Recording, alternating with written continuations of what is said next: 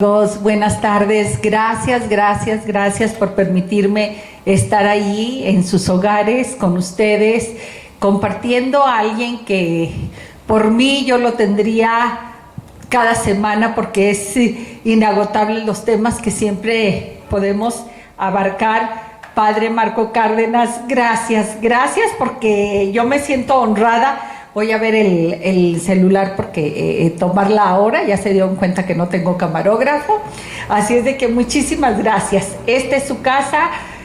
Yo, el otro día alguien me cuestionó, oye, ¿eres amiga del padre Cárdenas? Y yo me quedé en silencio y me dijeron, sí, te hemos visto. No, le dije, es que se me hizo muy poco decirte que soy amiga, ¿sí? Así es de que esta es su casa. Dije, es que para mí es como de la familia, padre.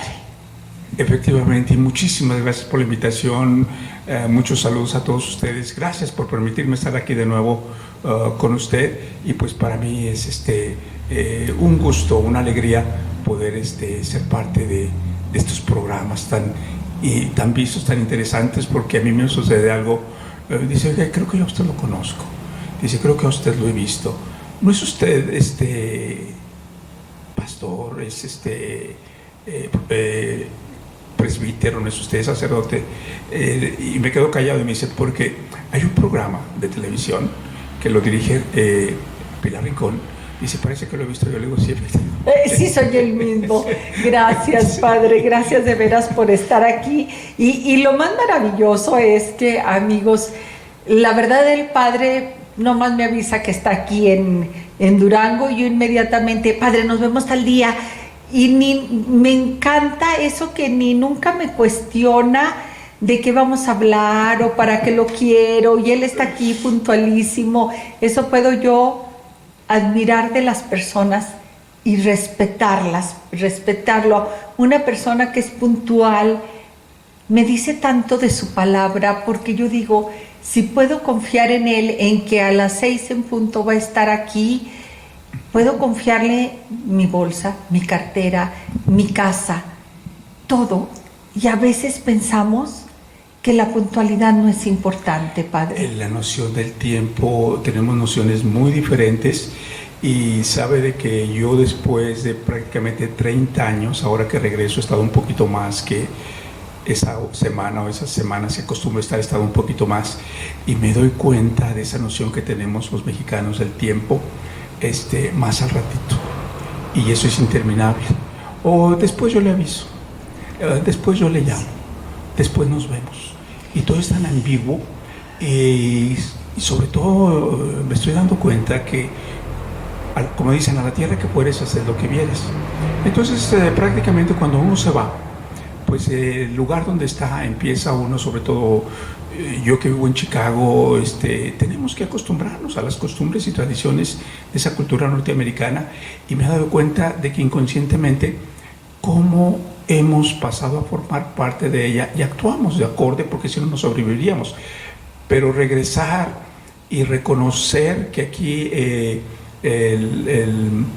la percepción del tiempo es muy diferente, sí nos cuesta un poquito de trabajo. Le cuento que yo empecé, me dijeron, padre, ahora que va a estar aquí, ¿por qué no nos da unas clasecitas de inglés? Entonces dije, con muchísimo gusto. Se reunió un grupito de 15 personas. Pues yo planeé mi clase, fui, se las di el primer día, todo muy bien. La segunda clase, ya faltaron 2, luego ya había quien se parara, quien entrara, ya había quien hablaba ahí, estaba explicando y hablando de su celular, y luego ya la siguiente clase ya no eran 5 minutos, ya eran 10, luego ya eran 15, luego ya espera 45 minutos, ya supuestamente debíamos de empezar a cierta hora, y después yo estaba ahí, ¿a qué horas empezamos? Espérese tantito porque ahorita viene no sé quién, espérese, déjele llamo. Y ya cuando empezaron a decirme, déjelos busco, déjeles llamo, les dije, no, si quedamos que ellos iban a estar aquí. Entonces ya la semana pasada le dije, ¿sabe qué? Discúlpeme, pero ya no voy a venir. ¿Pero por qué? Le digo, es que no me toman en serio. Entonces yo dije, pues es una forma de donde vengo, una forma de actuar. Digo, quizás estoy siendo demasiado exigente, pero por el otro lado dije, esto demuestra que no hay interés. Esto demuestra irresponsabilidad. Claro. Esto demuestra, y lo más triste para mí de todo es que ni siquiera se dieron cuenta de por qué les estaba diciendo que ya no iba a ir. Padre, fíjese que yo digo en lo personal quien me conoce sabe que soy extremadamente puntual y que si no llego puntual, yo siempre les digo, pregúntense si me pasó algo, o sea, porque de ganas no es, ¿sí? Y a veces lo digo de relajo, a veces lo digo con un fondo muy serio, que no sé cómo he sobrevivido a seguir siendo puntual en esta sociedad. Pero es parte del respeto de veras a la otra persona, del respeto al tiempo, del respeto y de mí, mis amigas de todos lados saben que se pueden reír y voy a exhibir a Elo porque es una amiga por la cual paso siempre que tenemos algún evento. Y dice, oye, pero es que qué necesidad, si dicen que a las 6, ¿por qué pasas por mí a las 5:30? Porque yo no puedo llegar tarde, pero ya sabes que todo el mundo va a llegar tarde. Y a veces me dicen, no, ni pases por mí, porque tú te quieres ir una hora antes. Le digo, no puedo evitarlo, es, nací condicionada a eso y no puedo evitarlo. Y aunque sé yo de antemano que las demás personas van a llegar tarde, yo digo, siempre en lo que esté de mi mano, yo llegaré temprano, porque es parte de mi formación, padre. Estaba leyendo un artículo muy interesante, Pilar, publicado por la revista Forbes, que ustedes la conocen, esta revista. Claro. Y entonces hacía un análisis sobre la economía en México. Y señalan ellos que el 7.8, ellos le llaman colaboradores activos de la población, son los que mueven el país, no los que tienen todo el dinero, sino que gracias a ese 7.8% México funciona. O sea, gente que tiene sentido de responsabilidad, sentido de ahorro, sentido de emprender, de si las circunstancias no se dan, las crean, pero que gracias a este porcentaje tan bajo, nuestro país funciona. Y ellos analizan que si un 50%, por lo menos un 48-50% fuera como 7.8%, tendríamos un gran país. Pero usted es parte de ese 7.8%. ¿Por qué no dice sí? Como el otro día me preguntaban, me llamaron y me decían, ¿cómo están en México ahora con la pandemia? Yo lo veo muy bien, muy orgulloso. México ha cambiado, Durango es muy bonito, tenemos un clima maravilloso. Yo estuve en Cuba recientemente, ahorita les platico mi experiencia de por allá, pero luego aquí tuve la oportunidad de pasar aquí por este mercado donde era el ex cuartel Juárez. Me dio un gusto ver la cantidad de frutas, la cantidad de verduras, de productos a la venta. Digo, a Dios gracias que aquí, a pesar de toda esta pandemia y de todo lo que nos está pasando, no hay escasez de comida, no hay escasez de medicamentos, porque ahorita en Cuba la gente se está muriendo por un antibiótico, ¿verdad? Cosa que aquí no. Pero digo, qué interesante que esto se mueve gracias a ese 7.8% de personas, y que si no fuera por ellos no estaríamos donde estamos, y dentro de todo esto estamos bastante bien.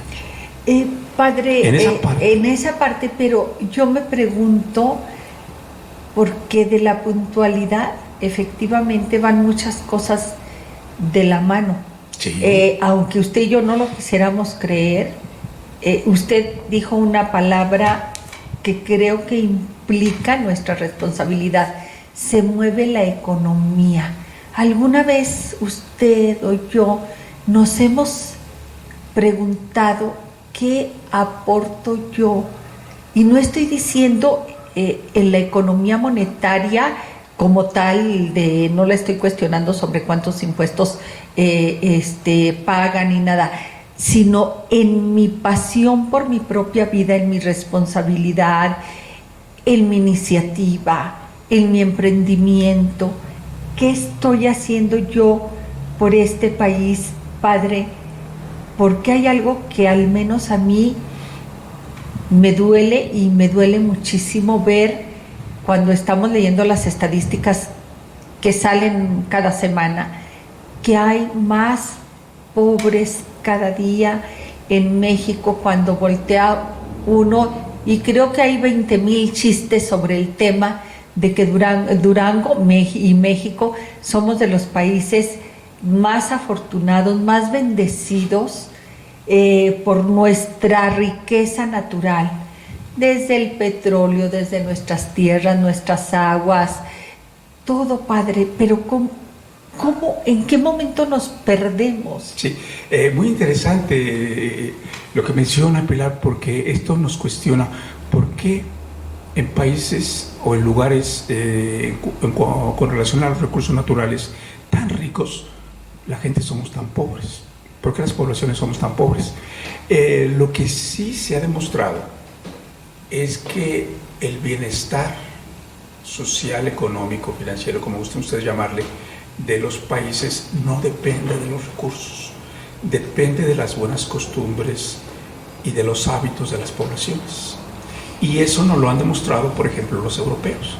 ¿Cómo nos explicamos que Suiza, que no tiene terrenos cultivables, que no tiene metales, que no tiene mar, posee la flota marina más grande del mundo y no tienen mar?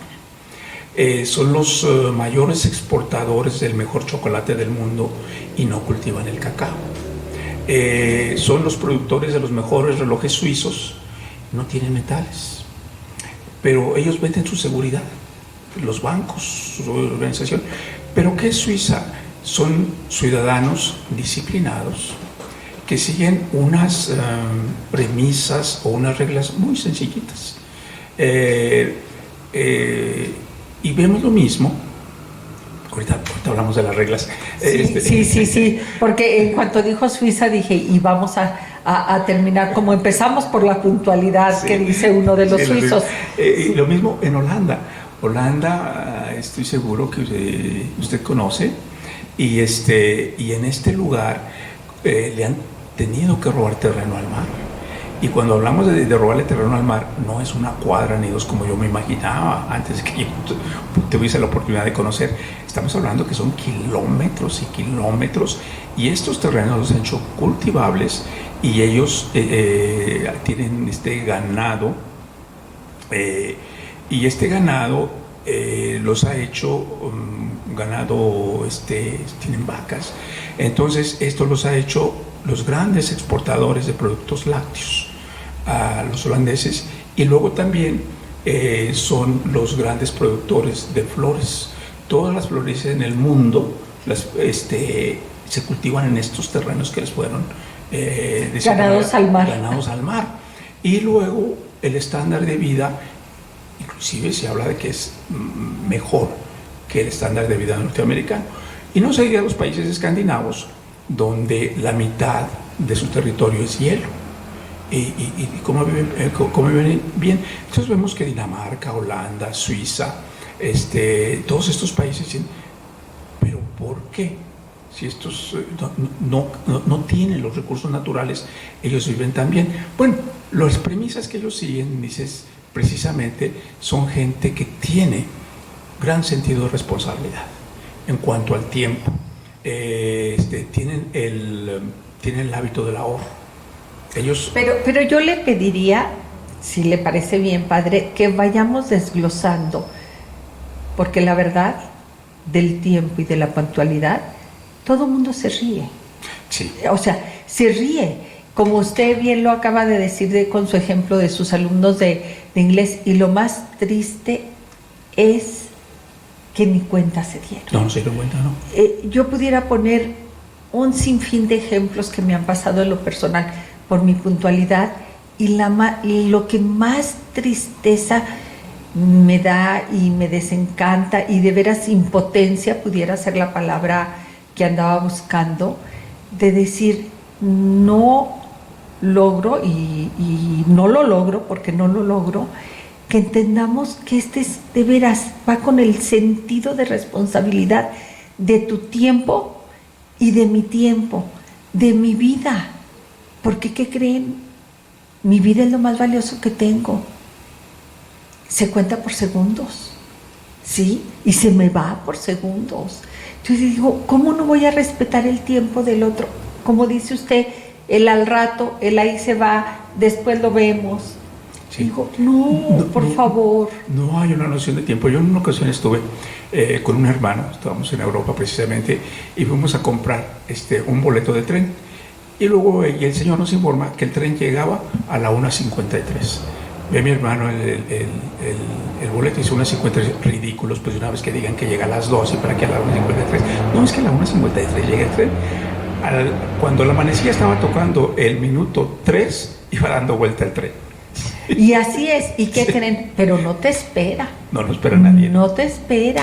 Entonces, esto es parte de nuestra cultura. Aquí no hay responsables, padre, porque yo no puedo regresar y decirle, mamá, usted nos hizo impuntuales o puntuales, porque yo veo que mis hermanos, a lo mejor no todos son igual de puntuales que yo. Mis hijos dicen que tienen no que agradecerme. No me lo agradecen ellos, que eran los primeros niños en llegar a la escuela a las 7:30, siendo que entraban a las 8. Le digo, hijos, pues yo los tenía que dejar a las 7:30 porque yo tenía que llegar a las 8 a mi trabajo, ¿verdad?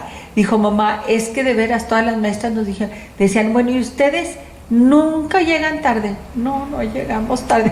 Y decían, no sabemos si era un halago o un regaño o un defecto. Dice que ellos siempre se cuestionaron eso, pero a la fecha los tres son extremadamente puntuales. Digo, ya tienen la libertad de ser impuntuales, sí. Sean impuntuales, sean como les da la gana. Pero usted bien lo menciona, esto de la puntualidad tiene unas tremendas consecuencias. No sé si ya en una ocasión les comenté que fui yo capellán en Chicago en un hospital, y en el departamento pastoral del hospital había una secretaria, y un día llama la presidenta del hospital y me dice, oiga, quiero hablar con Olga. Y le digo, Olga no ha llegado. Dice, por favor, en cuanto llegue, dígale que suba a mi oficina. Y sí, la muchacha no llegaba tarde. Llega esta muchacha y le digo, Olga, quiere hablar la presidenta contigo. Y entonces ella sube y suena el teléfono y me dice, padre, Olga está despedida. Olga está despedida, que recoja sus cosas y se vaya a su casa. Entonces yo me sorprendo y le digo, oiga, es la primera vez que llega tarde. Dice, no. Dice, lo que sucede es que le pregunto por qué está llegando tarde y está culpando que no pasaba el camión por ella. Ella no tiene un día viviendo en su casa, sabe muy bien las distancias, puede cultivar, pero cuando una persona es irresponsable y le echa la culpa a otros factores y no asume su responsabilidad, si me hubiese dicho me quedé dormida, se me pasó, se me hizo tarde, cometí un error, se está responsabilizando. Pero cuando está echando la culpa a otros factores y no tienen sentido, esa gente no la necesitamos. Híjole, padre, esto es tremendo, pero realmente es cierto. Y también pudiéramos poner muchos ejemplos que creyó muchas cosas buenas de mi vida, me las he ganado por la puntualidad y no como premio. Y le pongo de veras muchísimos ejemplos, pudiera ponerle de que cuando trabajé en el sector público, como era la primera que llegaba y que tuve jefes de gobernadores extremadamente puntuales, me decían, tú te haces cargo. Y a mí me tocaba lo mejor, yo les decía, todo el mundo me decía, oye, es que todo lo haces tú. ¡Qué padrísimo! O sea, qué padre que me toca la mejor parte por haber llegado puntual. Sí. Y muchas cosas en mi vida me han tocado por ser puntual y porque en eso hay un sentido de responsabilidad. Hay alguien que me mencionó el otro día, decía, en los Estados Unidos es costumbre reconocer la responsabilidad, la puntualidad al mejor empleado del mes. Se le toma una fotografía y se exhibe a la entrada de la tienda y se le reconoce y se le da una pequeña gratificación.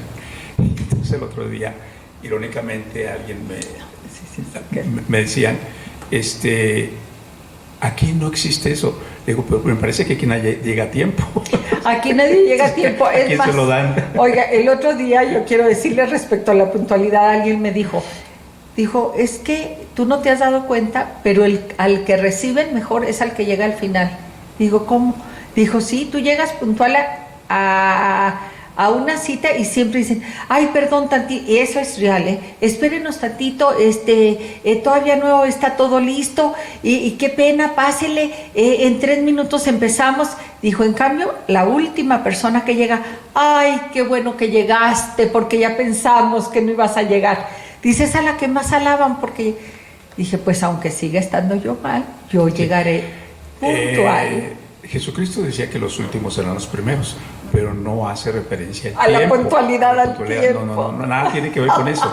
Él lo que se está refiriendo es que aquellos que creemos que son los peores pecadores, en su infinita misericordia, serán los primeros perdonados. Pero no se está refiriendo no sé, oiga, yo nunca lo había asociado, pero no dudo que alguien lo haya asociado de esa manera. Sí.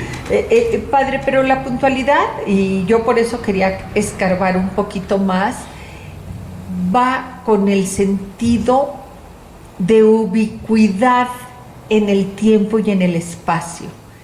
A ver, es parte de decir, si yo no me ubico en un horario, en una agenda, en un horario, también me estoy perdiendo en el espacio.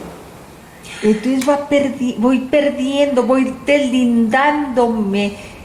Y lo vemos ustedes que viajan y yo que viajo, sabemos que si quiere llegar puntual, tome el avión, el primer avión, porque ese no tiene pierde, duerme aquí en Durango. Pero el último, todo el mundo decimos, no, ya sabemos que iba a llegar a las 9, pero seguramente llega a 10, 11 de la noche. Entonces dice uno, ¿cómo se va desfasando? Y así nos vamos desfasando nosotros en nuestra vida si no somos puntuales, Padre. Una cosa, Pilar, que esto tiene grandes repercusiones en cuanto... Nosotros no tenemos la noción que tienen los americanos. Obviamente no estoy diciendo que es mejor y que malo que no la tenemos, no, es diferente. Pero es interesante que para ellos cuando dicen time is money, el tiempo es dinero. Ellos lo que quieren decir con esto, que el tiempo cuesta, que el tiempo no es gratuito, que es una oportunidad y tenemos que aprovecharla. Y yo me he dado cuenta en estas semanitas que he estado aquí, me invitan a algún lugar, me dicen tal fecha y luego voy y me dicen, fíjese que siempre no se hizo, pero con aquella naturalidad de que y se va a hacer después o ahí le avisamos. Parece que no, porque la pandemia, y ahora la pandemia es la culpable de todo, los pretextos. Entonces esto también nos lleva, de cierta manera, a concluir de que aquí estamos pobres, muchos.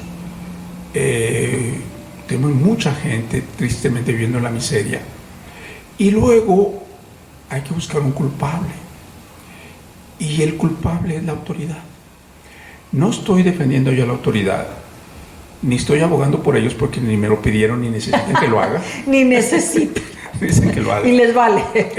Sí, exacto. Pero aquí la cuestión es de que tuvimos una muestra muy interesante. En México hemos tenido el PRI, hemos tenido el PAN, ahora tenemos... Y de la pobreza no salimos. No nomás no salimos, Padre. Estamos tristemente peor. Estamos peor. Sí, entonces aquí la cuestión es, si tenemos sistemas que no nos funcionan, pero también es que nosotros no funcionamos. No ponemos nuestra parte. No ponemos nuestra parte, exacto, esa es la frase. No ponemos de nuestra parte. Y lo vimos en los Estados Unidos con Trump. Trump fue pésimo para todos como presidente, pero el país no se paralizó.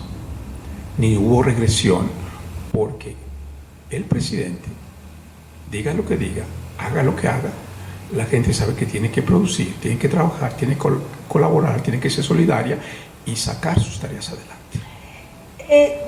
Padre, ¿qué cree? Creo que sí estoy de acuerdo con usted y no estoy de acuerdo con usted. Me acaba hace un mes de pasar una situación, por situaciones personales, hice una visita a uno de los lugares donde antes estaban bajo mi administración, y lo primero que dije, cambiaron de personal. Esto se cambió de personal porque estaba sucio, muy sucio.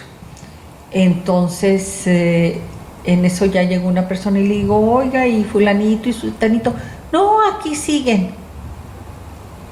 Son las mismas personas, sí. Le dije, no puedo creerlo. porque conmigo trabajaron 6 años perfectamente bien. ¿Cómo es posible que me diga que son las mismas? Sí, son las mismas personas.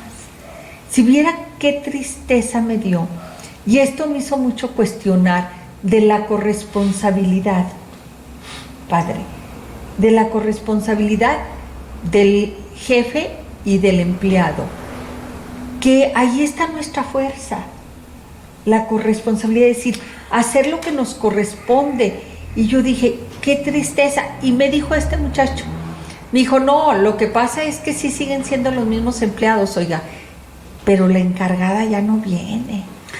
Eso es en parte, Pilar, a lo que estoy tratando de referirme, de que eso no depende, de nuevo, de los sistemas. El líder, el que dirige, obviamente que está ahí precisamente, y su trabajo no es tan solo desarrollar labores, sino motivar. Motivar, delegar. Desafortunadamente, que también aquí somos muy responsables todos, en nuestro México, en muchos lugares están las personas equivocadas. Tristemente aquí padecemos de una epidemia que se llama compadrazgo. O sea, que tenemos cantidad de personas que son las menos indicadas y ni hacen ni permiten que hagan. Tristemente. Estamos en situaciones, por ejemplo, hay instituciones tan vulnerables donde necesita gente, no tan solo experiencia, sino con un sentido de compasión, con un sentido de servicio, y no son esas personas, pero están ahí porque alguien las puso. Estoy hablando de instituciones como el DIF estatal, que las intenciones de la institución son las mejores, pero muchas veces los encargados no son los mejores para estar ahí, ¿sí? Me estoy refiriendo a instituciones sociales. A mí me dio pena y se los comparto. A alguien yo le dije que voy a estar aquí un tiempecito y si podía servirles en algo. Y me dijeron, vamos a hablar de recursos humanos y le llamamos. Y les dije, miren, yo voy a estar tanto tiempo, se puedo colaborar, llamen. Y me llama una persona para decirme, oiga, padre, necesitamos todos estos documentos suyos porque le estamos buscando una plaza. Y yo dije, ¿cómo no estamos buscando una plaza? Ni siquiera saben lo que yo sé hacer y lo que me interesa. Claro, y en lo que les puedo servir. Exactamente, entonces les dije, ¿saben qué? Muchísimas gracias. Y yo, mejor voy por mi beca, ¿verdad?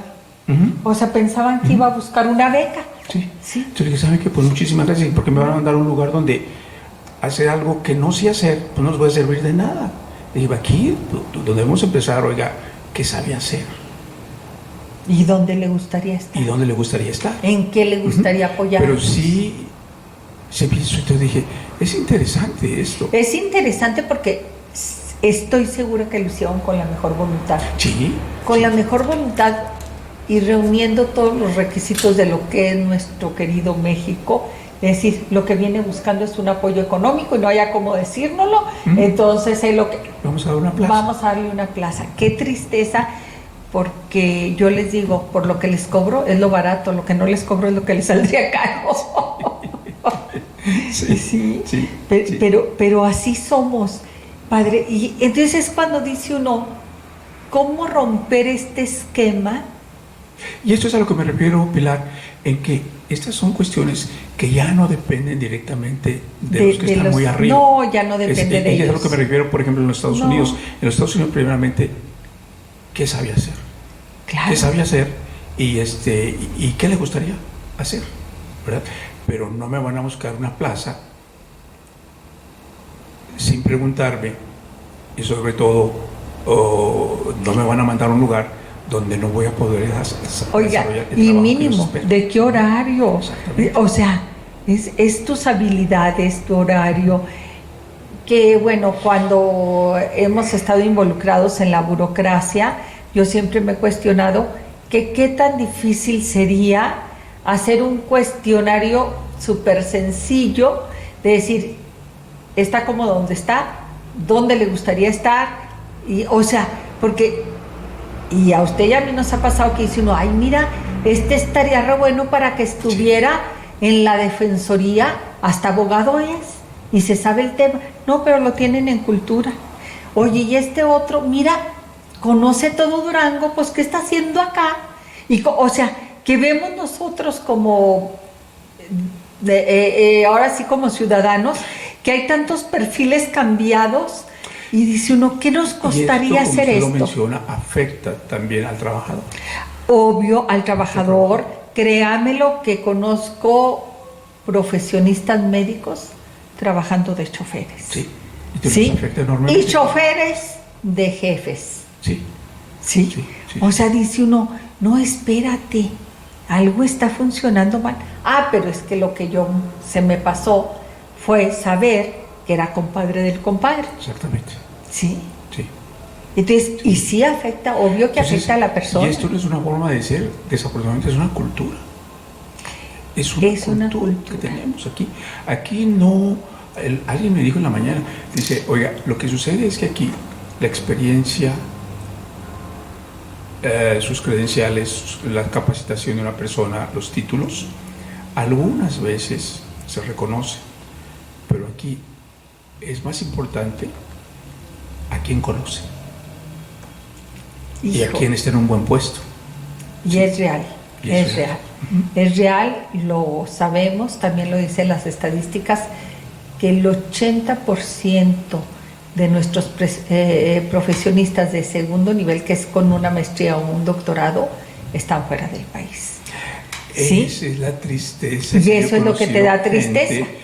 Que precisamente hoy, el día de ayer, conocí a una señora cuyo nombre es Agrario y le mando un saludo, pero platicaba que ella tiene 3 hijos y sus 3 hijos están en Europa, que uno de ellos es un excelente deportista y es presidente de la Asociación Deportiva precisamente en Bélgica, y que él estudió y que desde que estuvo aquí nunca logró ningún apoyo y se fue y ella se casó y ha hecho su vida y que mucho le gustaría regresar.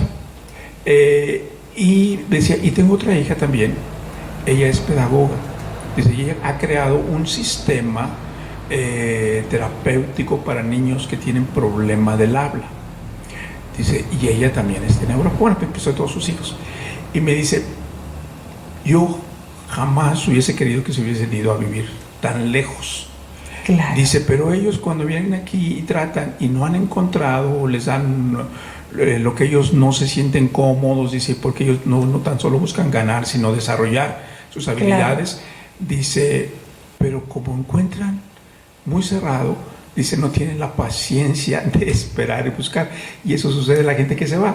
La gente pues dice, yo sé hacer esto, yo estoy preparado para esto, ¿por qué no voy a estar aquí? Pues me voy. Y pudiéramos de veras, como lo decimos, tenemos 20,000 ejemplos que dar, y a veces yo digo, no nos sirve de nada, algo tenemos que hacer con lo que tenemos. Sí, definitivamente. Sí, con lo que tenemos, porque por una parte el 80% de los que tienen, y estoy hablando de doctorados en grandes universidades, porque ahora resulta que todo el mundo hace maestría o hace doctorado, no, o sea, gente reconocida, se va, y luego el otro 80% trabaja en algo que no es compatible con su carrera. Es compatible con su carrera. Sí, entonces también eso dice uno, ¿cómo? O sea, también creo que los papás tenemos que cambiar. Creo que algo que nos enseñaron nuestros papás, pues fue, tienes que estudiar, sacar tu título, y ya como que descansaban. Ahora el título no es suficiente, porque ¿para qué queremos un título colgado en una pared y mi hijo trabajando de otra cosa que no tiene nada que ver con el título? Nosotros allá, en Estados Unidos, sabemos, y aquí también, que hace algunos años, algunas décadas, la migración era del medio rural a los Estados Unidos, era gente del medio rural, en su mayoría campesinos, que después lograron llevar sus familias y establecerse por allá. Pero ya hace aproximadamente unos 20 años ya no era la migración del medio rural, sino más bien de las urbes.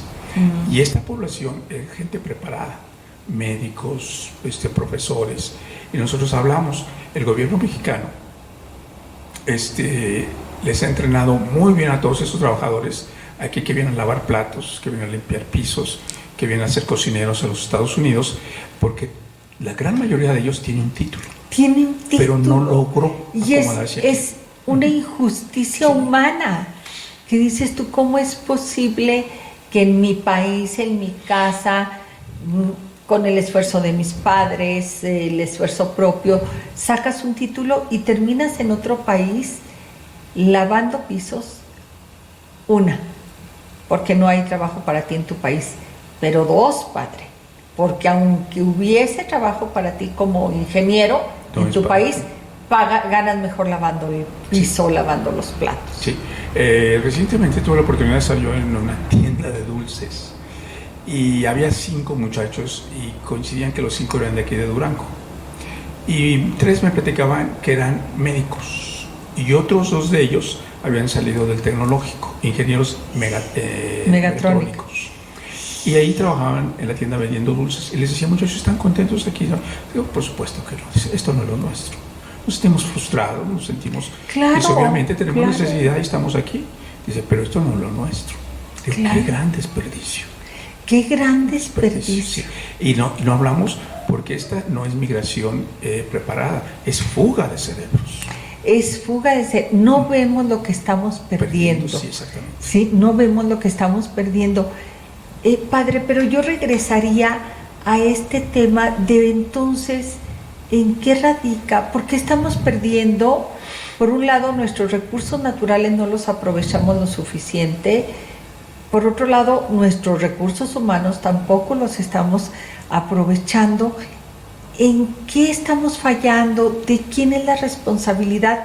Yo estoy de acuerdo, no nomás son los de arriba, a veces los de arriba ni siquiera voltean para abajo y ni cuenta se dan de se hace o no se hace, pero ¿dónde se corta esta línea? Yo pienso, Pilar, que en cuanto a esto, y específicamente a México, en cuanto de nuestra pobreza y nuestra riqueza, todos somos víctimas, todos somos cómplices.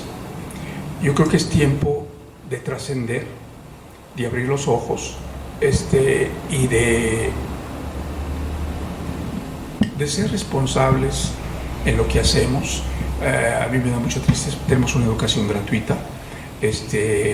Muchos jóvenes la aprovechan bastante bien, muchísimos no. Por ejemplo, aquí en Durango, no necesitamos ir tan lejos. Usted busque un buen mecánico, no lo encuentra. Busque un buen carpintero, no lo encuentra. Busque un buen albañil, no lo encuentra. Pero sí encuentra muchísima gente desempleada. Pero pregúntale qué saben hacer. Y es ahí la incógnita. Híjole. Quisiera rebatirlo, quisiera decirle no, ¿sabe qué? Pues no, ¿qué creen? A mi carpintero le tengo que hablar 10 veces y ya sí. Me cansé de hablarle y ahora tengo que hablarle a otro y ya va al tercero y tampoco responde, y al plomero lo mismo, ay, híjole. Es aquí donde yo digo que todos somos víctimas y todos somos víctimas. No se trata también de una cuestión de buscar culpables, sino una cuestión, pero sí señalar cuál es el problema para encontrar la solución. O sea, claro, sí, eso es lo que tenemos que hacer, señalar el problema y encontrar la solución. El problema no está en los demás, el problema lo tengo yo y la solución debo de encontrarla yo también. Y quizá, porque esta cosa del servicio a mí también me ha cuestionado, porque vaya, en Estados Unidos o en Europa, ser un carpintero es todo un profesionista y gana más que cualquier ingeniero y que cualquier, o sea, todo esto, lo de servicios está de una manera tan profesionalizado y tan respetado, que aquí dice uno, no hombre, pues es chalán, es aquí, ya, no hombre, es un aprendiz de carpintería. Sí. Y una cosa, Pilar, fue muy inteligente de su parte cuando le dijeron que si era amiga mía, mantenerse en silencio, porque hay mucha gente que estoy seguro de que me estima y yo de igual manera, pero hay otra gente que no, por lo que a veces digo y a veces señalo, como en este caso. Lo triste de todos esos albañiles ahora es que, según estadísticas, el 95% tiene un problema de adicción al cristal. ¿Qué sucede ahí, padre? Yo creo que esta pregunta usted y yo no la hemos hecho muchísimas veces. Yo digo, soy afortunada un día, creo que cuando estuve en prepa, yo dije, un día voy a probar la marihuana. Afortunadamente nunca la he probado, ¿sí? Y ya no la probé, ya mis hijos se ríen de mí cuando hablamos de los sueños que no se realizaban. Les digo, y se me fue el tiempo de la marihuana, porque ya a estas alturas ya no. Y ahora que es legal, fíjense. Pero claro que me he preguntado, ¿qué busca el ser humano, padre? ¿Por qué las drogas? Estaba en esta área, se habla de que el problema de las adicciones es multifactorial. Se habla de una predisposición biológica, que ya hay una predisposición en la persona. Sí, esto es como la diabetes, que ya vengo predispuesta y si le entro que hay una predisposición al azúcar, pues me da y luego más. También va a influir mucho el medio, donde la mayoría de estas personas, su entorno, ¿verdad?, va a influir definitivamente. Y luego una persona frustrada porque no se realiza, no, que está pobre no porque es floja, sino porque por más que trabaje no logrará vivir con dignidad. Va a crear una especie de frustración y un vacío que necesita llenarlo con algo. Entonces, ¿qué es lo que lo va a llenar?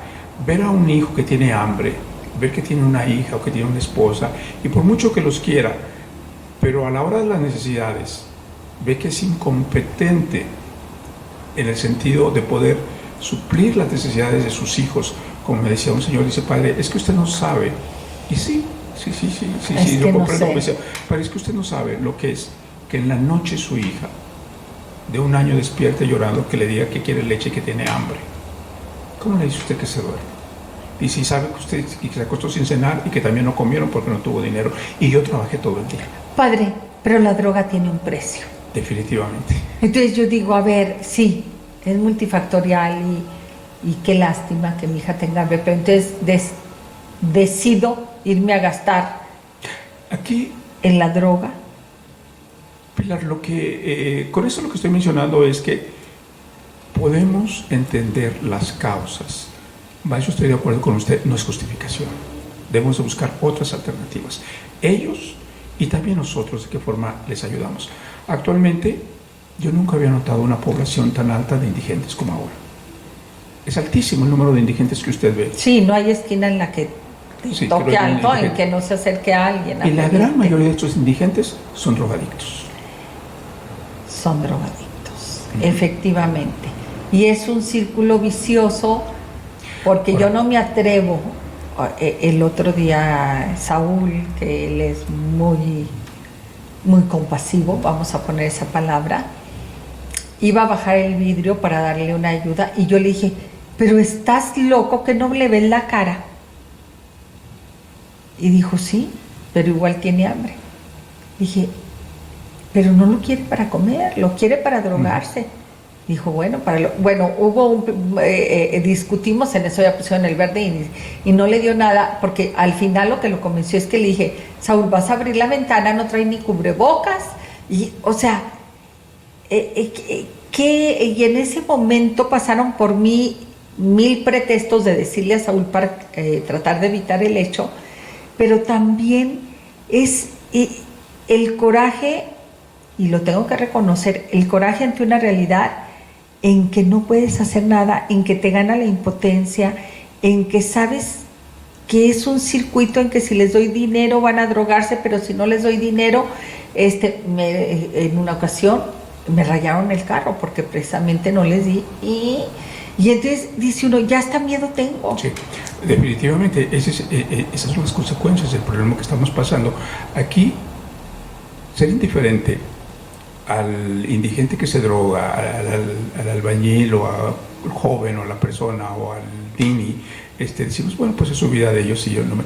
No, estos son potenciales delincuentes que la adicción les exige el consumo y les entra una especie de ansiedad y desesperación que van a matar, van a robar, van a hacer todo por 3 pesos. Sí, exactamente. Entonces aquí lo que estamos, todos nosotros tenemos un problema. Todos tenemos un problema. Lo triste de todo, de nuevo, ¿verdad? Aquí suena un tanto acusatorio, es que nuestro sistema gubernamental mexicano no invierte en la prevención. no hay, hasta el momento, no hay así campañas masivas de ayuda, porque las adicciones son una enfermedad que no regañando ni rezando, eso no es suficiente para que sanen, o para, no, perdón, para la rehabilitación. ¿Sabe de que yo aquí en México nunca he visto que en un hospital tengan un área de tratamiento de adicciones? Los hospitales no tienen. ¿Está el centro de rehabilitación nada más? Centros nada más, pero alguien, ¿sí? Por ejemplo, que tiene una sobredosis, es de ir a hacer un lavado de estómago y una vez que se lo hicieron, que se vaya a la calle. Pero no hay seguimiento, no hay rehabilitación. Cuando estas personas necesitan todo un tratamiento, todo un seguimiento, todo un cuidado, toda una atención. Y luego también algo muy interesante es que aquellos grupos, sobre todo yo por experiencia en la iglesia, el sacerdote que tiene mucho, podría ser de mucha ayuda para las personas con problemas de adicciones, tenemos esa falsa idea de los juramentos, ese juramento que va a la persona, y luego aquí yo creo que firmándoles y haciéndoles juramentos no los estamos ayudando, los estamos ayudando a que continúen con su adicción. O sea, una persona que va y dice, oiga, yo quiero jurar ante la Virgen que voy a dejar de fumar 4 meses. Ah, sí, muy bien, una bendición, y fírmame esta estampita, y de los 4 meses ellos ya se dan que yo ya le cumplí a la Virgen, ya soy en todo mi derecho. Entonces yo les digo, miren, esto es como una enfermedad. Si tú te enfermas, te sale un tumor, no es una cuestión de que cúratelo de raíz. Claro. Cúratelo de raíz, nada más Dios mío, voy a hacer lo posible por estar bien 4 meses y luego ya después de 4 meses sigues con el tumor. No. Y aquí yo creo que yo no estoy de acuerdo en esto de los juramentos, y sobre todo que los sacerdotes lo continúan practicando. Y por otro lado, pensaría uno que eso ya no existe. Y lo voy a decir con un sacerdote, porque al cabo ahorita vamos a hablar de temas más escabrosos. Pensaría uno que en la actualidad la religión ya no utiliza el chantaje, y resulta que lo siguen utilizando. Sí, desafortunadamente. Y la otra cosa, Pilar, es de que muy pocos sacerdotes, Juan Pablo II llamó a los grupos de AA el milagro del siglo, porque se hacen milagros en el mundo. Sí, claro. Sí. Y es algo que no cuesta, es algo gratuito. Y ellos le enseñan a la persona adicta no tan solo a lograr la sobriedad, sino a trascender como personas. Ellos dicen que es muy mediocre ir a un grupo simplemente para dejar de tomar. Ellos van a un grupo para trascender y dejar atrás a esa persona vieja para convertirse en una persona nueva, una persona de servicio, una persona que deje huella en su vida. Y las premisas son muy espirituales, y desafortunadamente muy pocos sacerdotes y personal de la salud mental conoce. A mí me encantan los pasos de AA, porque creo que pueden ayudarnos en cualquier momento de nuestra vida. Si fuera un esquema para vivir usted y yo, sería extraordinario que los pudiéramos poner en el refrigerador, sí. Porque los podemos encauzar a cualquier tema que esté viviendo usted difícil, ¿sí?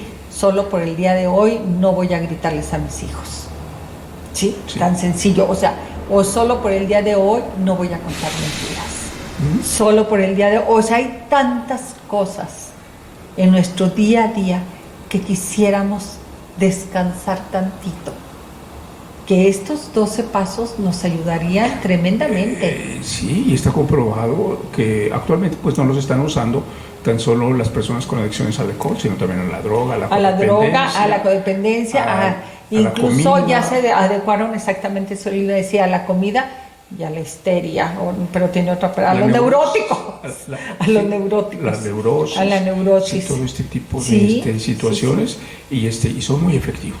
Y son muy efectivos. Padre, dijimos que no habíamos dicho de qué íbamos a hablar.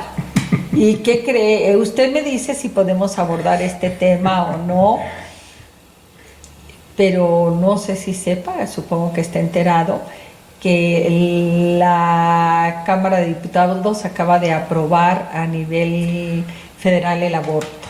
Sí. ¿Sí? Y que este es un tema que nos hace mucho ruido a todos, o sea, nos hace mucho ruido. Yo en lo personal, esta semana sin querer me he visto involucrada en este tema, porque todo el mundo está hablando de eso. Sí. Sí, todo el mundo está hablando de eso. Y la verdad me di cuenta, descubrí una parte de mí en el momento en que yo dije, no, yo estoy con todo el mundo, que no. Y dije, ¿y qué pasa con las mujeres que mueren por abortos clandestinos? Y entonces me di cuenta que estaba del otro lado, que sí. Y lo dije, no, pero es que yo estoy a favor de la vida. O sea, estoy en contra del aborto, pero estoy a favor de la vida. Pero qué complicado es esto, padre. Se dice que en la vida, Pilar, no es un problema para ser resuelto, es un misterio para ser vivido. ¡Ay, qué hermoso! Entonces aquí lo no, tenemos. ¡Qué hermoso! No es un problema para ser resuelto. Es un misterio para ser vivido. Sí, y aquí ¿cuál es la solución? ¿Cuál es la solución? ¿Por dónde nos vamos? ¿Por dónde caminamos? Mire, aquí yo creo que todos, aquí a mí me preocupan varios factores. Yo también, obviamente, para mí, Dios nos da la vida, Dios no la recoge. Sí, nada más. Pero por otro lado también,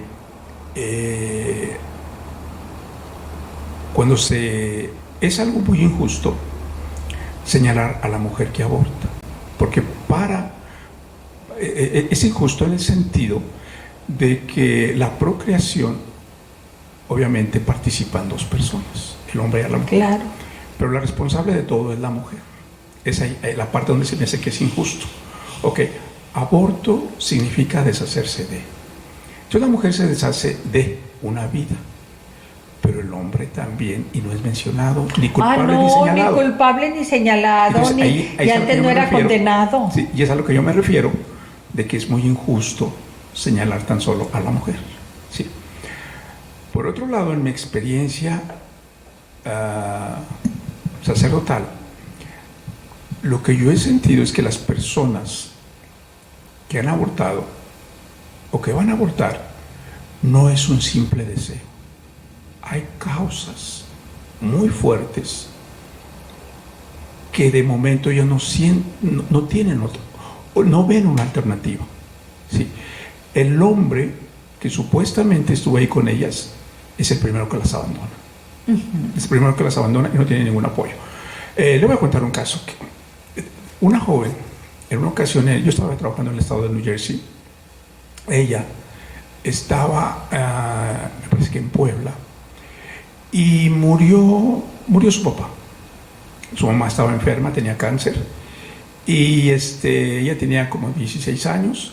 Y vino el tío de Estados Unidos con su esposa al funeral del hermano y le dijeron, ¿sabes qué? Tu mamá está enferma, aquí no vas a lograr nada trabajando, te vas con nosotros y ya te pones a trabajar y le ayudas a tu mamá. Se fue ella, a los 2 días el tío la violó. Esta muchachita, ella queda encinta, está viviendo con su tía, está viviendo con él y su mamá está enferma. Y esta muchacha va a la iglesia a decirme, pero yo estoy perdida y yo me quiero suicidar. Claro. Yo me quiero suicidar, porque ¿qué le voy a decir a mi mamá que su hermano, me violó? ¿Qué le voy a decir a mi tía aquí? ¿Y cómo mi tío va a ser el papá de mi niño? Dice, yo quiero confesarme, dice, mi intención es suicidar. Entonces, a lo que yo me refiero, es muy fácil decir sí y no, ¿verdad? Sí. Pero entonces aquí lo que yo he aprendido, estos casos, verlos con compasión y desde una perspectiva individual. Y no condenar. Y siempre buscando la vida. A esta muchacha lo que hicimos fue decirle, mira, aquí hay lugares donde te van a ayudar. Por lo pronto vete, es mejor que te vayas con tu tía, con tu tío, que les digas, encontraste un trabajo, te vamos a hacer un trabajo. Y te vas, te alejas, no digas nada, y tu niño vamos a dar, si de momento tú ve cómo se van desarrollando las cosas, aquí te vamos a apoyar, y lo que se va a hacer es que hay muchos lugares donde van a aceptar a tu niño en adopción. ¿qué lugares en México hay para aceptar estos niños que no es que las mamás no quieran, no pueden a veces? No pueden, o sea, yo lo discutía el otro día, que teníamos que construir alternativas. En lugar de condenar, en lugar de decir, porque ahorita hay muchas personas que están atacando a los que aprobaron esta ley, y que digo, vean también la otra parte, ellos se están viendo por la vida de la mujer. Sí, la otra cosa, Pilar, es que es interesante el confesionario. Claro, a mí me encantaría, no, yo tengo mi propio confesionario. Es interesante, pero yo como veo el confesionario como una caja maravillosa, mágica, que cómo puede en cuestión de minutos resolvernos problemas de años y hacernos sentir libres de cierta manera. Claro, porque los saco y los pongo. Y todo eso que yo cargaba se quedó ahí. Bueno, en el confesionario, usted con mucha frecuencia oye el lamento, el dolor de aquellas madres que han abortado, de cómo en sus sueños ven esa persona que no lograron ver y que está por ahí, y ese sentimiento de tremenda culpabilidad que cargan por el resto de su vida. Y se sienten, hay gente que va y me dice, parece que yo asesiné a mi hijo. Es una vida que yo asesiné. Y hay la mujer como esta que usted dice que se quiere matar porque es de una violación. Y hay la mujer que también se quiere matar porque abortó. Exactamente. ¿Sí? Exactamente. Esta mujer dice, yo tuve un aborto y yo maté a mi hijo. En la noche los sueño que me hablan. En la noche los veo. Inclusive anoche soñé que me decía cómo se llamaba. Entonces, y esta gente, entonces usted les empieza a decir, mira, las circunstancias que me cuentas fueron así y así y así. Tú fuiste víctima de las circunstancias. No tuviste otra alternativa. No tuviste otra salida. Estabas en un callejón.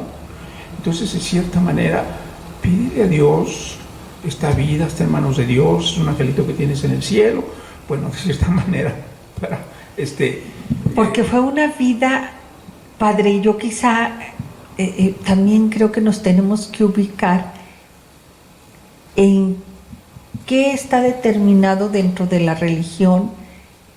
Desde el momento de la concepción está presente el Espíritu Santo. Sí, la vida desde el inicio. Desde el inicio, o sea, porque ya hay vida. Sí, habiendo vida. Ya hay vida. Entonces, es una persona. Sí, exactamente, es una persona. Entonces aquí, con esta madre, en el hospital en Newark, New Jersey, hicieron un estudio muy interesante. Se dieron cuenta que muchísimas personas que padecían tumores cerebrales y cáncer, ellos creían que el génesis de esas enfermedades somáticas fue precisamente ese sentimiento de culpabilidad de un aborto. Y claro, yo creo que de alguna manera está relacionado, ¿sí? Está relacionado. Usted lo acaba de decir, son enfermedades psicosomáticas. Entonces aquí, a mí esa parte me preocupa, que se me hace muy injusto que a la mujer se le tilde de cierta manera de asesina porque quiere abortar. Porque aquí la cuestión son dos personas a las que son, los que son responsables. Esa parte. Y el otro componente es también de que analicemos las causas y busquemos alternativas.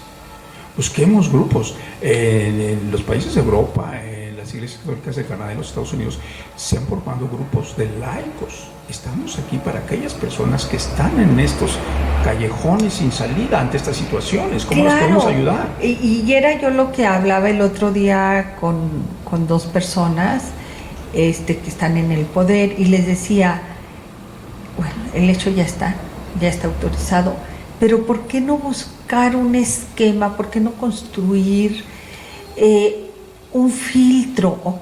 O sea, no es que llegue yo y ya quiero abortar y sí, pásale.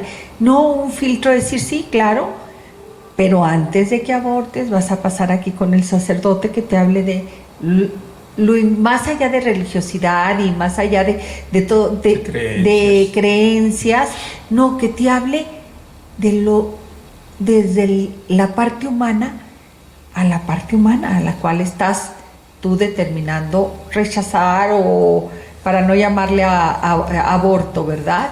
O sea, que pasaran por ciertos filtros. No, pues ya pasaste con el sacerdote. Bueno, ahora pasa con los representantes de la casa hogar que están en la mejor disposición de recoger tu hijo. Oye, ahora, no, pues después de pasar con A, B, C, D y hasta con el psiquiatra o con el psicólogo que va a ver las causas, efectos del porqué de este embarazo, que pudo haber sido de una violación o de un incesto o tantas circunstancias, ya pasaste por todos estos filtros, adelante, ahí está el hospital que te va a atender, sí, y no va a poner en riesgo tu vida, ¿sí? Porque eso es lo que tenemos que ver, que la mujer cuando está determinada no pasa por estos filtros y en cambio sí se va con la comadrona de la esquina a abortar.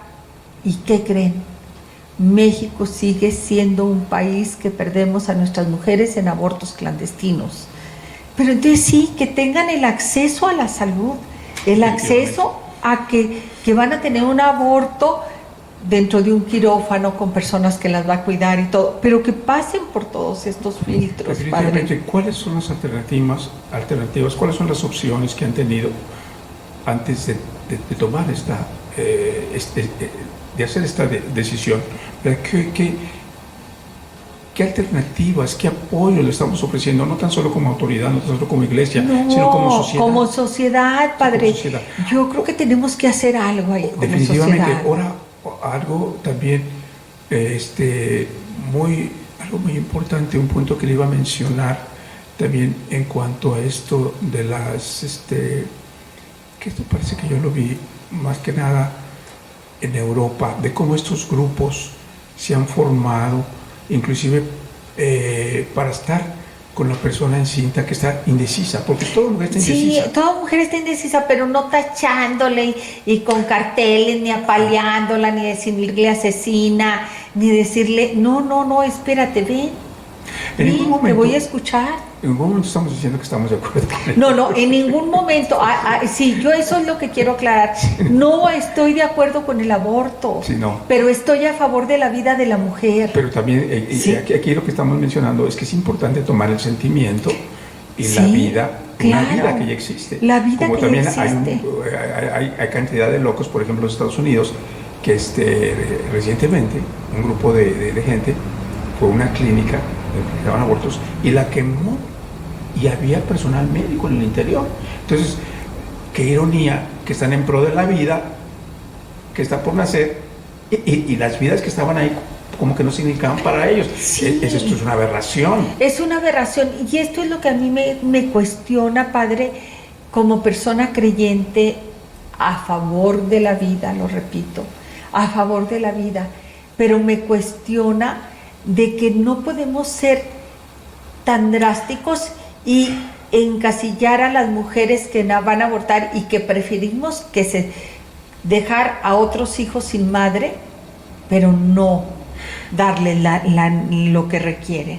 Me parece que en uno de los países árabes, no sé en cuál, Pilar, lo que hacen ellos es cuando una mujer queda encinta de un hombre que va completamente en contra de las tradiciones del Islam y todo esto, lo que hace el Estado es que ella no puede abortar, pero este niño lo recoge el Estado y la mujer trabaja y el hombre trabaja para la manutención de este bebé hasta no sé qué edad, y obviamente este niño es para adopción, pero el inicio es que tanto los dos, y eso como que les sirve de muestra para que la gente antes de ser responsable en cuanto a la paternidad.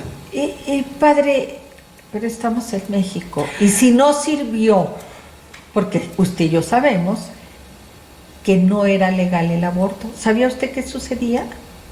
¿Usted se enteraba de qué sucedía? Cuando encontraban a una mujer que había abortado clandestinamente, la metían a la cárcel. Entonces dejaba de trabajar y de mantener a sus otros 2 hijos. no nomás había perdido un hijo por decisión propia, ¿sí? Sino que perdía a sus otros hijos y terminaban de estos delincuentes de los que estamos hablando hace rato, de estos drogadictos.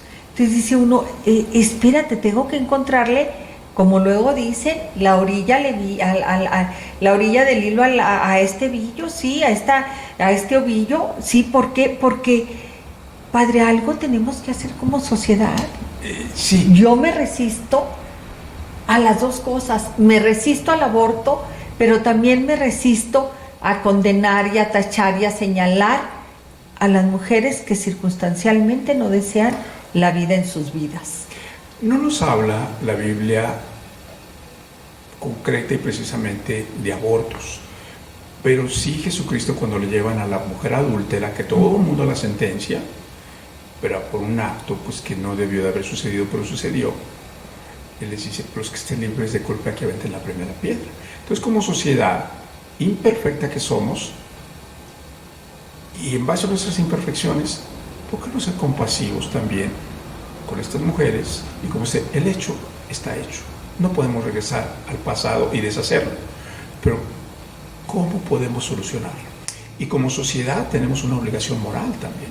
Y también yo les proponía que tenemos que ir un paso atrás. Hace rato usted me hablaba de la prevención en las drogas, padre, que no tenemos programas, que no hacemos nada. Digo, pues tampoco hacemos nada para prevenir el embarazo. Tenemos que ir. ¿Qué creen? Todos nuestros hijos, y se los digo con conocimiento de causa porque han dado en las preparatorias, dando conferencias de otro tema, del virus del papiloma humano, pero te enteras que el 99.9 de las niñas y de los niños ya tuvieron acercamientos sexuales, dejémoslo así, como acercamientos sexuales, ¿verdad? Entonces digo, tenemos que aterrizar. Yo, y lo recuerdo, padre, la primera vez que estuve en Francia hace muchos, muchos años, mi hija estaba de niñera y cuidaba un niño de 5 años, en una tarde que yo estuve ahí con ella, y que abro los libros del niño de 5 años, donde le mostraban las relaciones sexuales y el producto.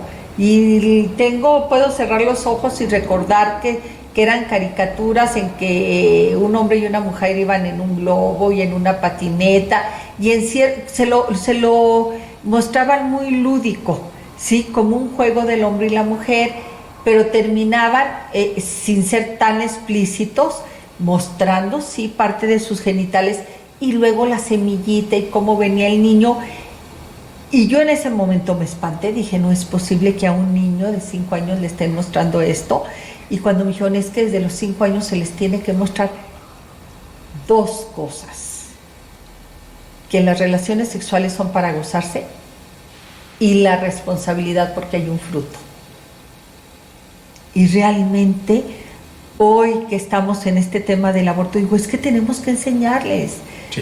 Todos los papás hemos puesto el grito en el cielo cuando nos dicen que les van a hablar en 5º año de las relaciones sexuales a nuestros hijos, pero no nos hemos dado el tiempo de revisar a ver si junto con lo de las relaciones sexuales también les hablan de la responsabilidad de tener sexo, ¿sí? Porque hay un fruto. Sí. Entonces yo creo que tenemos que irnos a eso, padre. En gran medida, Pilar, mucha de esta problemática social y sobre todo estas situaciones, estas condiciones que son tan humanas, no las vamos a poder resolver mientras de que no erradiquemos las gran dosis de ignorancia que tenemos. O sea, aquí nuestro gran desafío también es otra cosa, que esto es responsabilidad de la ciudadanía. Preguntarnos cuántos libros leemos, a qué fuentes de información acudimos, qué tipo de conversaciones tenemos con los demás, como padre, como madre de familia, a qué tipo de educación, de cultura, de arte yo expongo a mi hijo.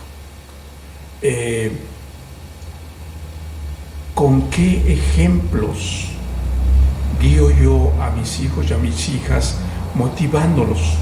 ¿Cómo los alimento? ¿Cómo les alimento? No vivan en la ignorancia en que yo viví.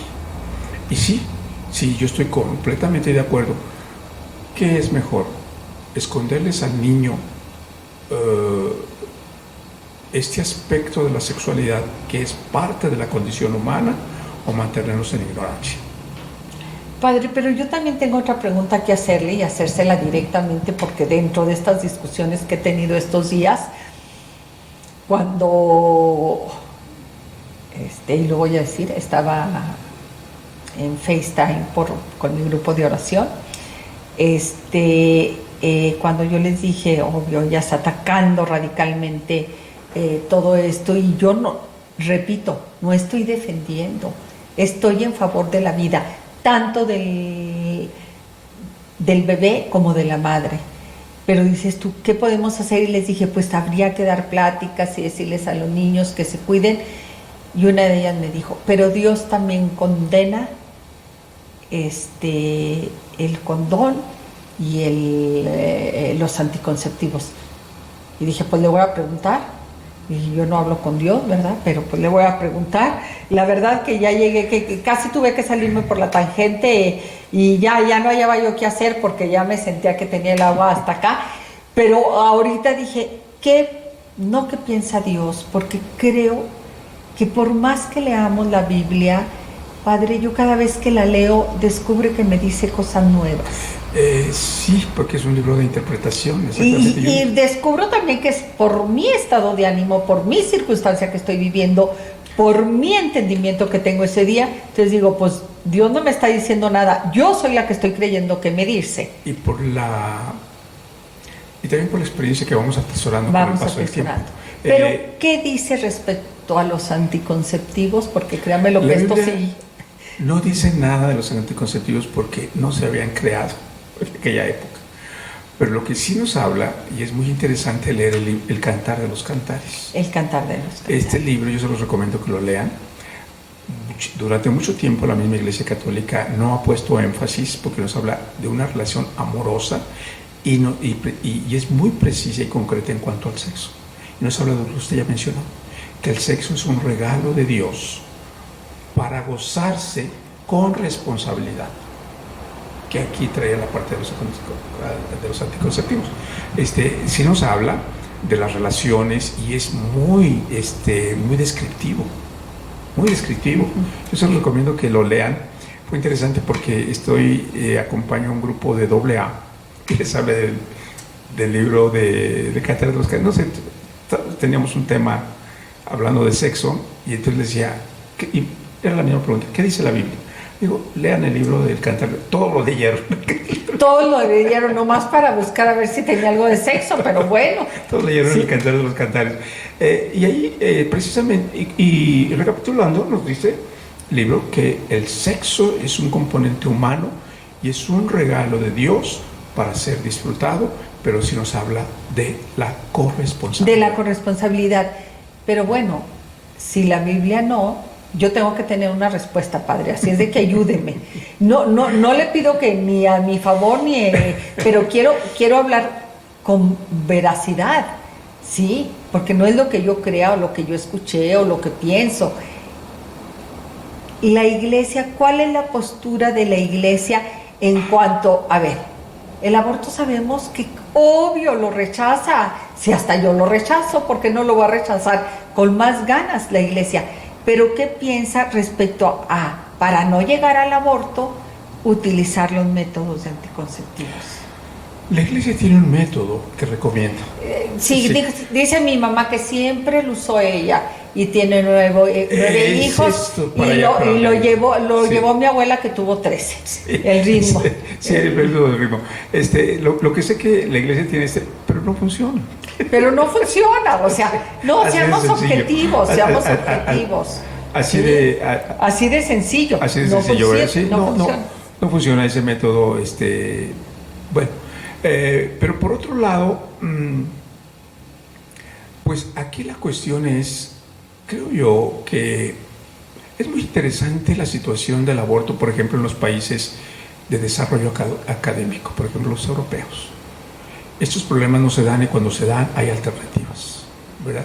Aquí, como humanos, nadie somos perfectos, todos cometemos errores y estamos, como decía un sacerdote en la casa del jabonero, el que no cae resbala. Entonces, pero aquí, aquí lo que debemos, ¿cómo vamos a resolver esto? ¿Qué Ante podemos aportar? ¿Qué solución? ¿Qué Aquí no es cuestión de sentenciar ni meter a una mujer a la cárcel. No, aquí, si hay una vida, ¿cómo nos vamos a ser responsables de esa vida? Entendemos que probablemente no está en las posibilidades, que es muy común, y para nosotros como latinos es muy, muy difícil cuando escuchamos eso aceptarlo, porque es muy normal allá que una mujer diga, cuando yo tenía 19 años tuve un niño, ¿y qué pasó? ¿Dónde está? Lo di en adopción. Y eso es lo más normal. Para nosotros eso suena aberrante. Sí, pero nosotros decimos que haya tenido un aborto y lo haya dado, pues es preferible. Es preferible y es algo más humano. ¿Sí? Pero eso nosotros no, para nosotros eso suena sí, una muy contradicción fuerte, muy fuerte. Pero aquí, ¿por qué no hacer eso? ¿Por qué no hacer eso? Ahora, tristemente también, una realidad humana es que no todo mundo está capacitado para ser padre o madre. No todo el mundo está así. Ok, más sin embargo, sí tiene el potencial de procrear. Ahora, como todos nos resbalamos, pero aquí, ante esos problemas, ¿qué solución?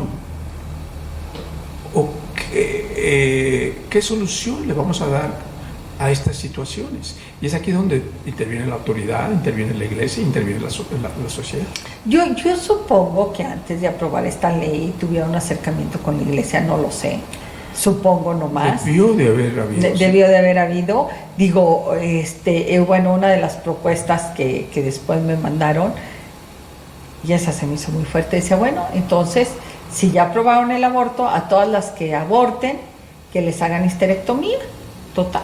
O sea, sobre lo que sí, si están decidiendo sobre un ser humano, tirarlo, bueno, que decidan sobre su cuerpo y que se hagan histerectomía. Sí. Y yo dije, bueno, quizá también sí sea una condición, ¿verdad? Porque esto también es una realidad. Nos dicen que si una mujer aborta una vez, lo más probable es que aborte una segunda vez. Aquí también, como yo lo veo, Pilar, es la tremenda responsabilidad del padre a la madre de ir enseñando a su hijo lo que es una vida humana y la importancia de respetar al sexo opuesto y la importancia de límites. ¿Hasta dónde puedo llegar? Que en México no hablamos de eso. No. Los límites no. O sea, mijo, tú puedes salir con una muchacha, le tienes que respetar. Cuando ya piensen en esas cosas también, mide consecuencias. Mide consecuencias. Porque cuidamos a nuestras hijas, pero nuestros hijos, que salgan con la vecina. Y todas esas cosas, hablarlas. Y a los hijos, hablarles, sentarlos, qué sé yo, y si no es posible, por medio de algo más. Pero desde niños es más fácil. De niños decirles, mira, mijo, a la mujer se les respeta. Y hay este tipo de cosas que puedes hacer y este tipo de cosas que no quieres hacer. Y hablar con la verdad, digo, también, y no cerrarnos al mundo, padre, porque la verdad, creo que el tener relaciones sexuales no implica la falta de respeto, dependiendo de las circunstancias. Digo, porque sería seguir dando un paso atrás en las creencias de que si yo educo bien a mi hija, no va a tener relaciones sexuales. Cuando las estadísticas me dicen que todas las jovencitas terminando prepa, ninguna es virgen. Ninguna, ¿sí? O sea, ¿por qué? Porque este es el mundo que estamos viviendo, que no es el que viví yo, no es el que viví yo, que no es el que me gustaría que se viviera, no es el que me gustaría que se viviera, que no está de acuerdo la iglesia, no está de acuerdo la iglesia, pero esto es lo que hay. Es la realidad. Esta es la realidad. Entonces, ¿qué hacemos dentro de esta realidad, padre? ¿Qué hacemos dentro de esta realidad? Dentro de todo, sabe aquí, bueno, creo que sin soñar. A veces soy un tanto ingenuo, pero no sé si usted conozca lo que sucede, por ejemplo, en Cuba. Allá platíqueme. Abortar es lo más normal del mundo y no pasa nada. Y no pasa nada, sí. Nadie hace drama, entonces, ¿verdad? Allá es muy común que un hombre platique, mi novia quedó embarazada, pero ellos dicen, abortó. Ya llevo yo con 5 novias, 9 abortos. Fíjese, qué Cosas así por el estilo. triste. Pero es aquí lo que sucede y que es lo más normal. Nadie señala, nadie condena, nadie juzga, y eso es parte de la vida cotidiana, que es un extremo. Que es un extremo y que, ¿qué creen? Yo no estoy de acuerdo en que sea eso. No. Entonces Una yo digo, pues, inconsciencia yo total. prefiero, y yo me sentí acorralada el otro día, porque le digo, oigan, yo prefiero que mi hijo, que afortunadamente está en su hogar y ya está establecido y lo que quieran, pero que nuestros jóvenes carguen con su caja de condones y nuestras niñas con su caja de anticonceptivos, a estar abortando. Prefiero eso. Este aspecto, Pilar. Pero ahí fue cuando me dijeron, Dios no lo quiere. No, Dios nunca habló. ¿No? Yo dije, Dios, bueno, Dios, pues, a Dios yo creo que no quiero meterlo en esas cosas. yo no quiero meterlo en esas cosas tampoco. Pero, sí, Sí, pero, estoy consciente que sí, Dios no quiere el aborto. Ahí sí puedo decir, Dios no quiere el aborto porque Él propicia la vida. Y esto, Pilar, del uso de, ¿cómo le llaman? De anticonceptivos y condones y todo. Bueno, es muy controversial porque aquí en México yo no creo que esto sucedería, pero en los Estados Unidos, por ejemplo, en las áreas, hay áreas que está prohibido, pero existen áreas de prostitución. Hubo una controversia muy grande en una arquidiócesis, porque de la arquidiócesis los sacerdotes en la noche iban y repartían condones obviamente a la gente que estaba por ahí, pero también en algunas escuelas a los estudiantes, sobre todo en la época del SIDA. Estos sectores de la Iglesia Católica fueron muy, muy criticados, pero ellos decían, es una realidad. Es que es una realidad, padre, es una realidad. Dice, y no la podemos negar, y no simplemente con recomendaciones. No, los discursos a los muchachos no es suficiente, no los impacta. Sí, ¿no? Denles un condón, que lo traigan siempre en la cartera, sí, a las niñas, digo, porque en la actualidad hay también condones para las mujeres. Sí. Es una realidad, tristemente, pero yo voy mucho a la educación que recibe el hogar.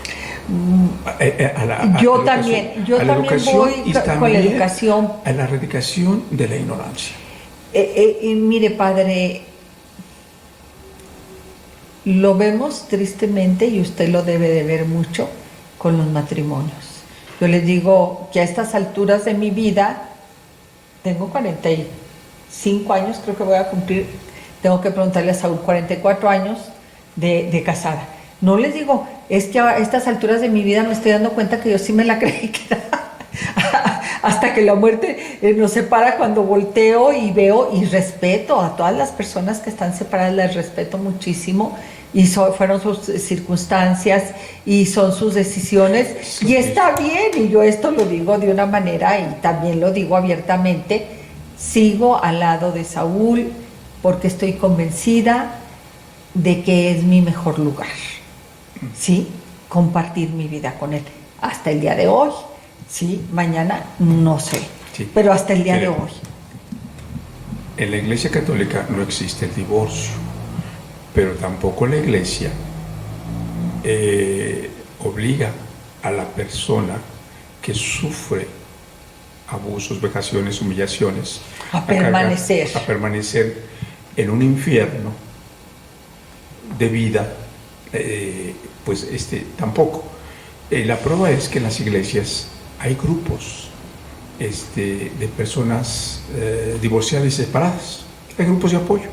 Entonces la iglesia está abierta, que estas situaciones son reales, existen, y apoya a estas personas, precisamente por el estigma que se tiene. Si tú te divorciaste y separaste, pues obviamente eso carga un estigma.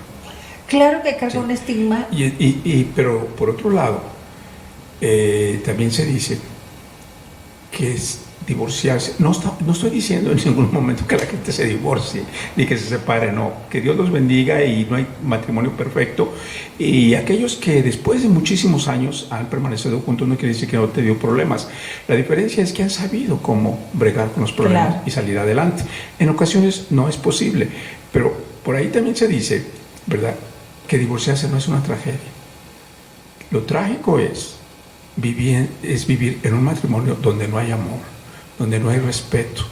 Y además de que ser una tragedia, es una cobardía de no tener la fuerza de tomar una decisión y mostrarles un aspecto muy negativo de vida a los hijos. Claro, padre, y creo que ningún ser humano se merece, ni casada, ni soltera, ni bajo los padres, ni en ninguna circunstancia, vivir en violencia. No. ¿Sí? O sea, eso nos queda muy claro. Pero a lo que yo iba, que esta es una realidad. Y también, con la pena, con usted como sacerdote, otra realidad es que me he encontrado 2, 3 parejas que se casan, van y anulan el matrimonio y luego entonces ya se vuelven a casar. ¿Qué dice de esto la Iglesia? Bueno, regularmente en esto de la anulación, la diferencia entre anulación y divorcio, el divorcio obviamente es en el Estado civil. En el Estado civil. Y el divorcio quiere decir a partir de ahora ya no somos marido y mujer, ya nos divorciamos. Okay. La anulación es diferente, la anulación quiere decir este matrimonio nunca fue válido. Pero sabemos que fue válido. Okay. La cuestión aquí era de que encuentran de que se casaron no con la intención de permanecer toda la vida. Por ejemplo, que fueron forzados. Hay quienes, por ejemplo, el sacerdote les pregunta, ¿vienes aquí por tu libre y propia voluntad sin que nada ni nadie te separara? Ellos dicen sí. Y no es cierto. Vienen porque la muchacha está encinta, porque el suegro los obligó, porque el hermano...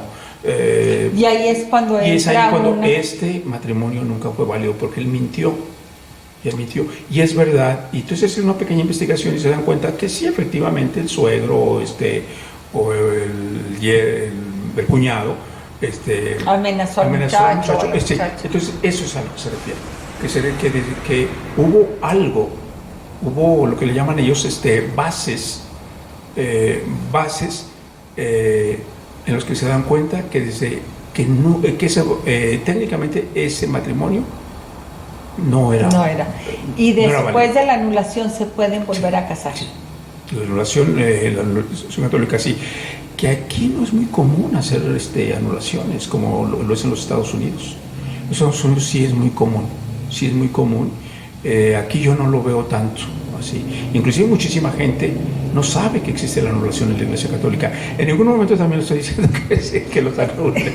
No. Simplemente estamos tocando estos temas que son realidades y que sí existe la anulación en la Iglesia Católica. Y que tenemos, yo creo que conocerlo, porque como bien dice usted, a veces no los conocemos y privamos de alguna manera a las personas que se divorcian a que rehagan su vida. Sí, exacto. Y hay situaciones muy tristes. Hay, por ejemplo, había un joven, por ejemplo, me decía, padre, es que yo tenía 13 años cuando me forzaron a que me casara. Dice, y luego la muchacha con la que me quedaba era mi prima. Dice, pero eso fue un arreglo de mi papá. Dice, y prácticamente ni mi prima ni yo, dice, nos queríamos como familiares, como conocidos, pero no había un amor. Dice, y yo duré 5 meses, pero nos casaron por la iglesia. Después de 5 meses, yo me separé y he estado 40 años casado con una mujer. Dice, soy felizmente casado, tengo 7 hijos, todos crecieron y todos. Dice, papá, ¿por qué no te casas? ¿Por qué no te casas? Entonces aquí dice, es completamente injusto que se le negara la anulación a este señor, cuando él también fue víctima. Porque se dan muchos casos también. Yo ahorita me puse a pensar, dije, no, pues yo creo que hasta yo podía anular mi matrimonio. O sea, creo que a lo que voy es que esto es tan ambiguo en el aspecto en que lo puede uno manejar. Yo les digo que para decidir casarse, hay que estar estúpidamente enamorado, padre. Bueno, así, por ahí dicen... perdidamente enamorado, como lo estuve yo. ¿Sí? Voy a ser un poquito irónico y espero que lo tomen como una ironía de mi parte, pero dicen que los cobardes se suicidan y los valientes se casan para morir lentamente. ¡Ay, se la voy a dar a Saúl! Los cobardes se suicidan y los valientes se casan para morir lentamente. Saulito, me haces falta. Está buenísima esa, padre. No, Es una broma, la verdad es que hoy lo decíamos a mediodía, Saúl y yo, que estábamos compartiendo con una persona, que ni Saúl ni yo creemos en el matrimonio perfecto. No ¿Sí? existe tal cosa. O sea, que a alguien que nos diga que lleva una relación Perfecta. no, pues no le creemos. Digo, porque ni él ni yo la llevamos, ¿cómo vamos a creer? No, lo que pasa es que... tratamos de, sobre todo, esto es lo que yo puedo amar de Saúl, que nos tratamos amorosamente, más allá del amor en sí. Es que lo que Mucho sucede respeto, cuando la mucho gente se casa, respeto. no se casa enamorada, se casa infatuada, el amor crece Sí, y sí. nace Por después eso de que la digo, persona se conoce. estúpidamente enamorados me casé. Sí, No, que cómo lo aprendí a amar en el transcurso de estos Exacto. años. Sí. Cuando la gente se empieza a aceptar tal como es y a Sí. pesar de todas deficiencias y a y respetar errores, sus espacios. a respetar los Sí. espacios, exactamente, y a dejar que sea la persona y dejar la otra que sea, cada cual como es. Claro. Y a pesar de todo, seguir conviviendo, seguir respetándose, seguir amándose, apoyándose sobre todo. Esto es algo muy importante y es así como sale el amor, nace el amor. Cuando la gente se casa al inicio y que estoy enamorado, no saben ellos todavía lo que es el amor. No, yo volteo hacia atrás. Eso es Y yo, infatuación. no, estaba estúpidamente en el enamoramiento, en el que está ciega. Yo no, hombre, para nada. Sí. Porque simplemente ni siquiera, imagínense, casarme yo de 20 años, Saúl de 21 años, en octavo semestre de medicina, ¿sí? Ni siquiera sabía lo que iba a hacer Saúl. O sea, era un niño y una niña.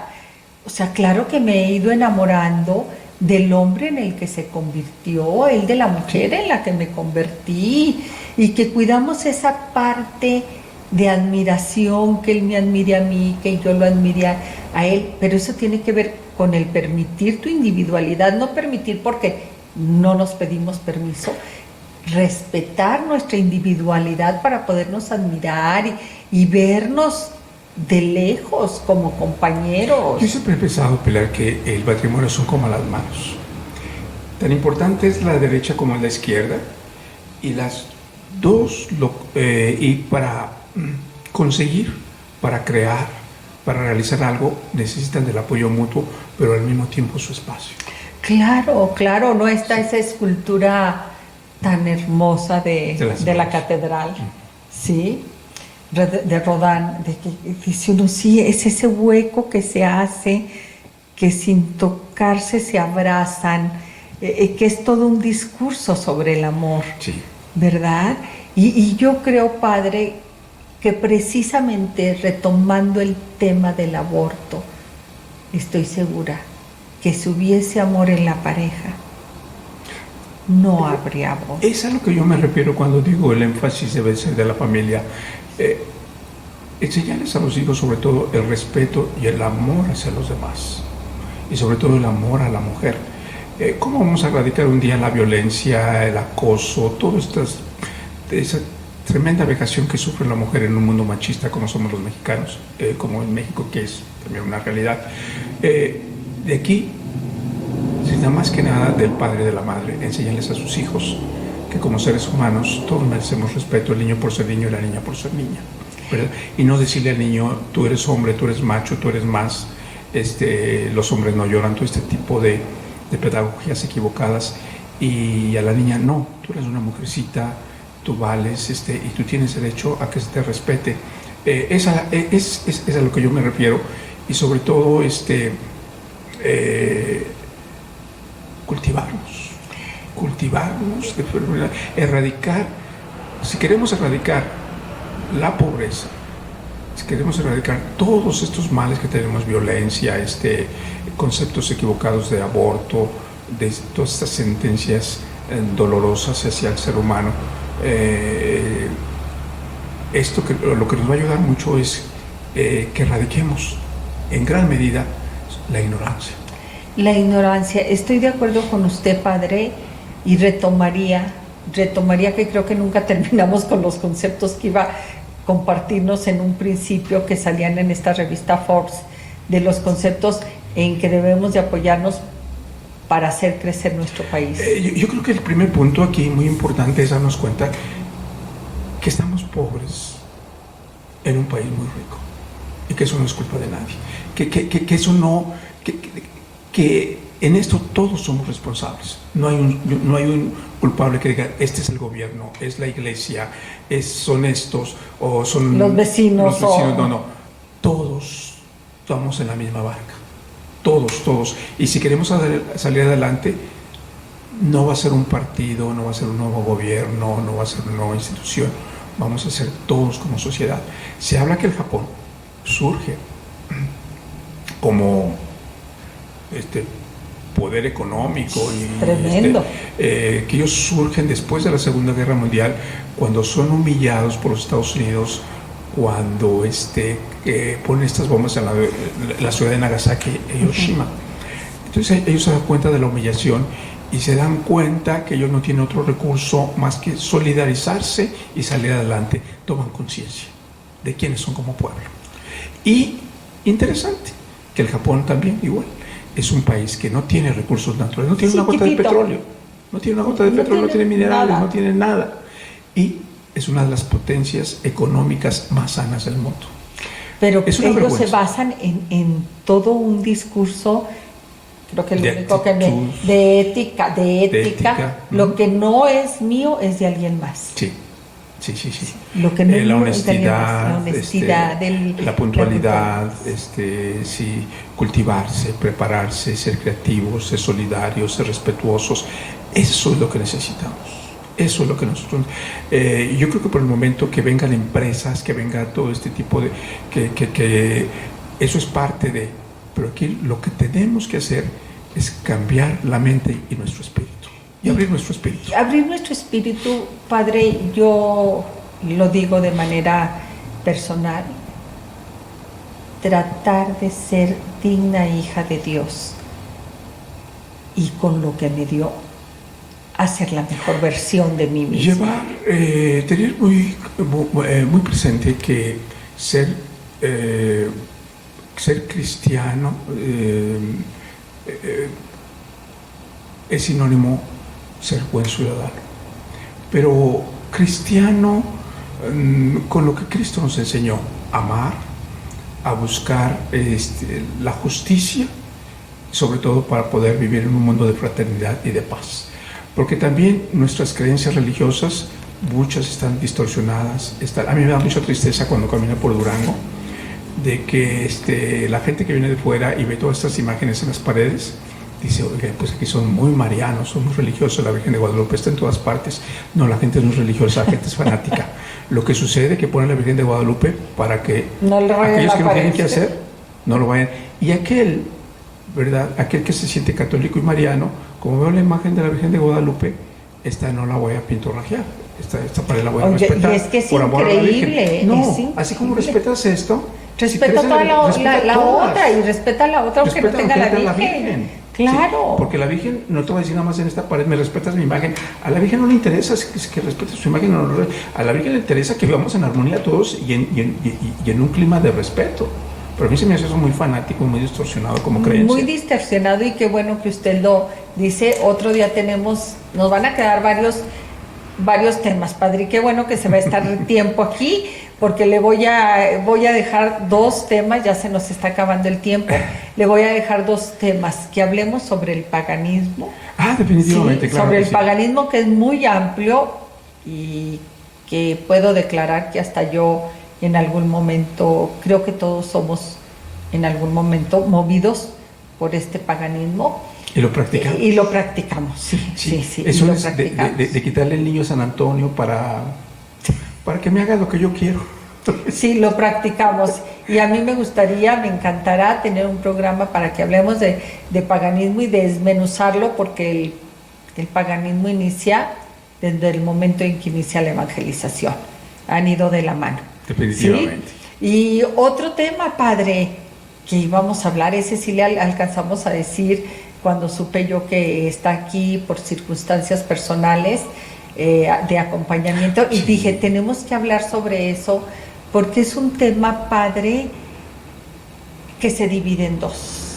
en el acompañamiento que necesita el desvalido, porque no me gusta ponerle el sello de enfermo, Sí. ¿sí? El desvalido, todos somos desvalidos en algún momento, y el que vean también al que acompaña, porque a veces usted y yo llegamos a la casa y preguntamos cómo está el que está en ese momento desvalido, Sí. y por el que lo cuida, nadie pregunta, ¿sí? Y hasta uno se olvida de uno cuando Y en el está en caso de eso. una madre, cuida de 7, 9, 10 hijos, y luego al final, ninguno de esos hijos puede cuidar a una sola madre. Así es.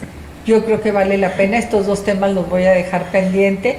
Padre, por lo pronto, muchas gracias por permitirme compartir con mis amigos, que sé que les encanta, que está aquí. Y ¿qué cree? Yo sí ya le tengo una comisión.